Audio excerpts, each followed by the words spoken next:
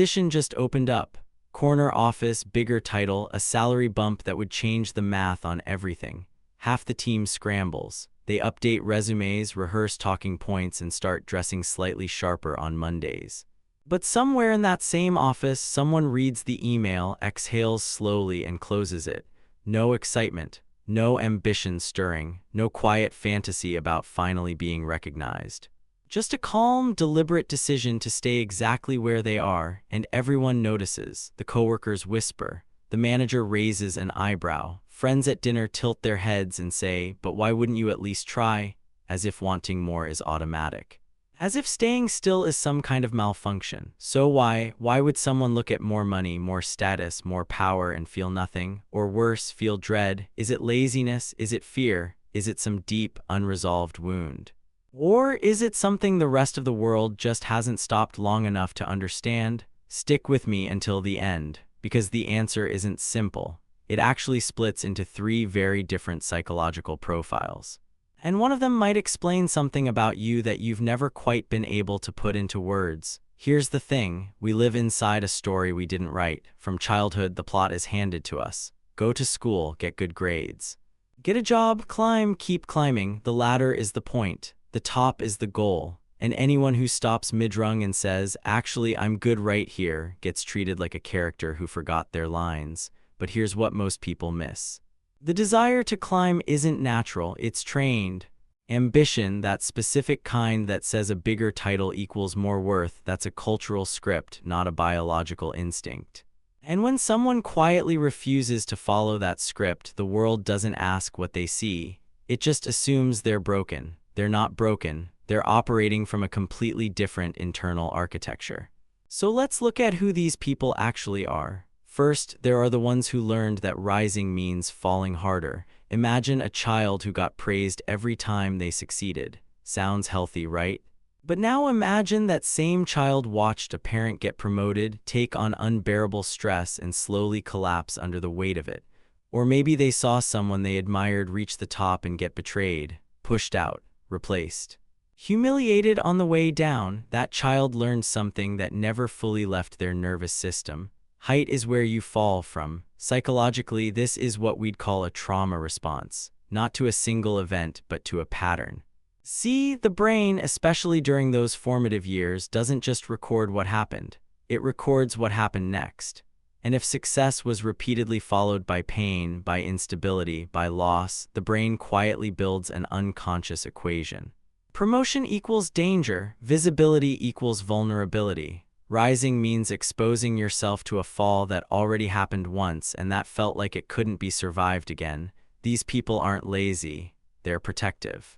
They've built a life at a level where they feel safe, where the stakes are manageable, where losing what they have won't destroy them. And when a promotion comes along, their body responds before their mind even gets a chance to weigh in.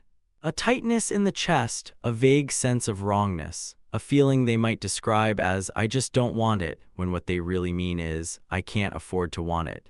And that's not cowardice, that's architecture. The mind built walls around ambition because once ambition led somewhere painful.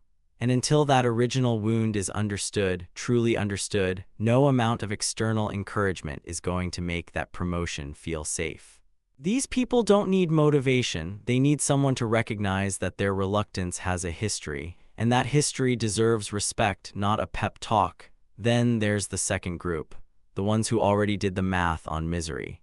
This group is different. They're not running from past pain. They're running the numbers on future pain, and honestly, the numbers just don't add up. You've probably met them. They're competent, often brilliant at their job. They could lead. Everyone knows it, but when you ask them about moving up, they get weirdly specific. "I'd have to manage people, and I've seen what that does to a person. I'd lose the actual work I enjoy. I'd be trading 40 hours of something I'm good at for 60 hours of something that would slowly empty me." Now this looks like catastrophizing, but it's not the irrational kind. This is what psychologists sometimes call realistic threat assessment, and it just happens to be dressed in the language of anxiety.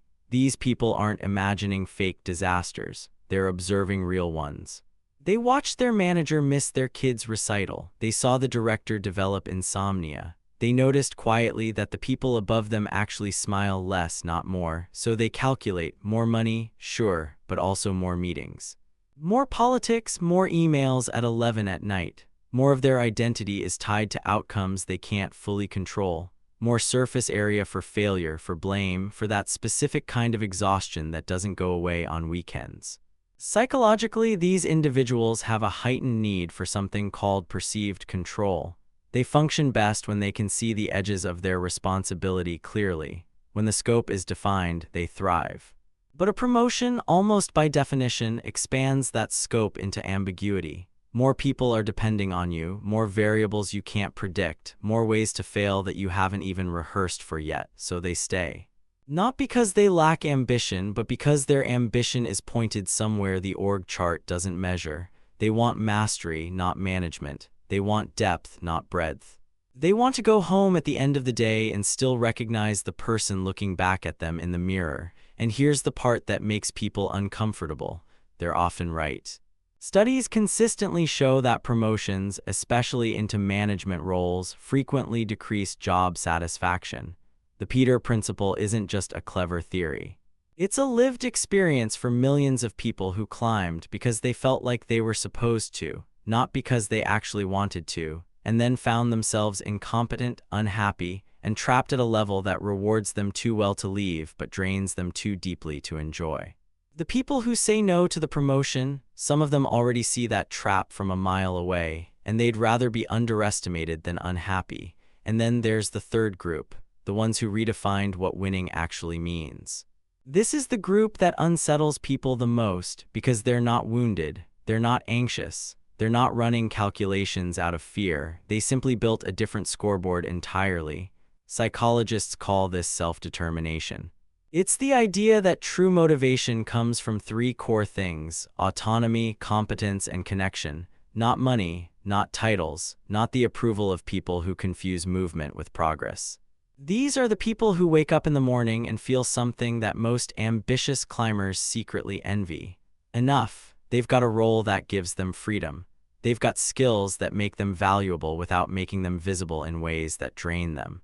And they've got time, actual time, for the things that make a life feel like a life. A morning that isn't rushed, an evening that isn't borrowed from tomorrow, a weekend that genuinely belongs to them.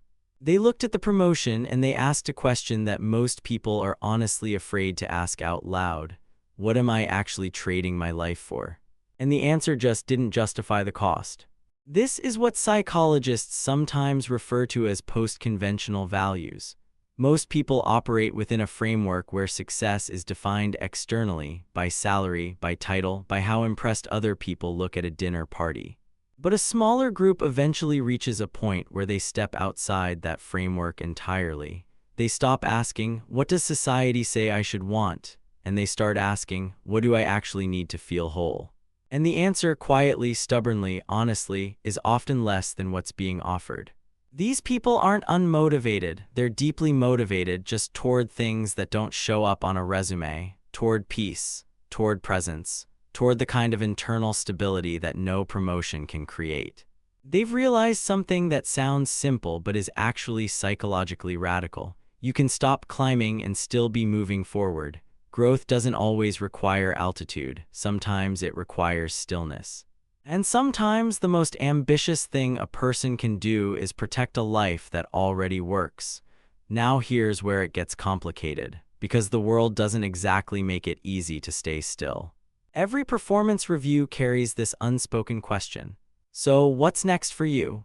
Every family gathering has that uncle who measures your worth by your job title. Every social media feed is basically a highlight reel of promotions announced with champagne emojis and humble brags dressed up as gratitude. And the person who chose to stay, they absorb all of that, quietly. They hear the judgment even when nobody actually says it. They feel the gap between what they chose and what the world expected them to choose. And sometimes, late at night, they wonder if maybe they're wrong, if staying is just a dressed-up word for hiding, if contentment is just a story they tell themselves so they don't have to deal with the discomfort of reaching.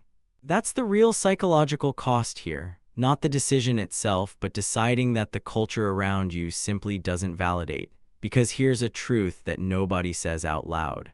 It actually takes more courage to say, I don't want that, than to say, I'll try for it. Reaching is celebrated no matter what happens, but staying has to be defended every single time to every person. In every room, ambition is treated as the default language. And yet, despite all of that, the people who stay are often the most grounded in the entire building. They're the ones who don't panic when things go sideways because they didn't build their whole identity on things going right.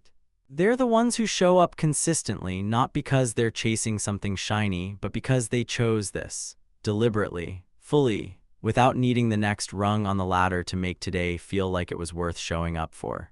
They're not the opposite of ambitious. If anything, they might be the evolution of it. They figured out what they actually wanted before the world could finish telling them what they should want.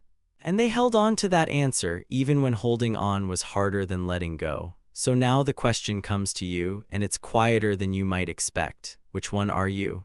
Are you the one who learned, somewhere deep and early, that rising means risking a fall you've already survived once? The one whose body says no before your mind can even explain why? Are you the one who did the math? Who looked at the corner office and didn't see a reward but a trade, one that costs more than it pays in the currency that actually matters to you? Or are you the one who simply stopped measuring your life by someone else's ruler? Who woke up one morning and realized that the thing everyone around you was chasing wasn't something you'd lost. It was something you never wanted in the first place. Maybe you're a blend of all three. Maybe you've been each one at different points in your life. Maybe you're hearing this right now and realizing for the very first time that your reluctance isn't a flaw, it's a preference.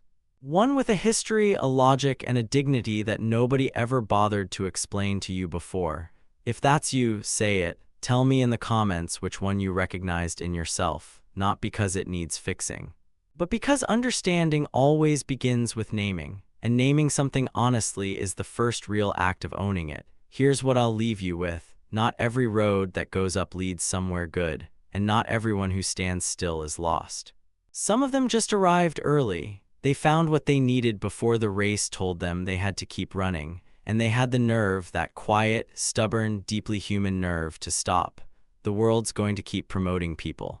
Keep climbing, keep measuring everyone by how far above the ground they stand. But somewhere in the middle of all that noise, a person is doing good work, living a full life, and sleeping well at night.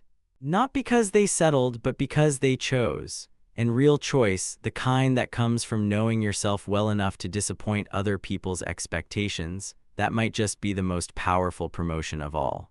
So let me ask you this. Do you need the title to feel valuable, or do you trust yourself enough to define value on your own terms? Let me know what you think. Because somewhere between the corner office and the quiet desk by the window is where most of us actually live.